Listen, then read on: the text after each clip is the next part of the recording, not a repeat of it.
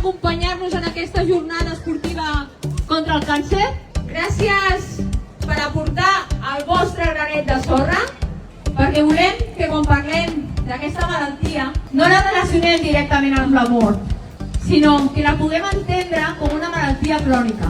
Per això, tots els diners recaptats en aquesta cursa van destinats a l'Associació contra el Càncer.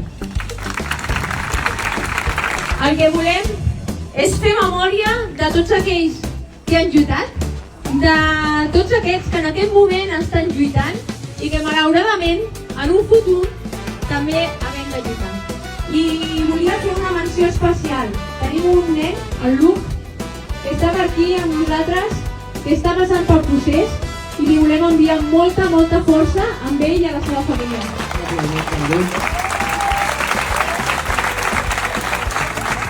Mira, aquí on em veus, jo acabo de passar un càncer, vaig acabar el tractament el mes de maig, segueixo amb els meus controls cada 2 mesos i tinc seqüeles, però és un repte per mi fer aquesta cursa avui i fer la cursa contra el càncer, que m'encanta participar i col·laborar amb aquestes coses.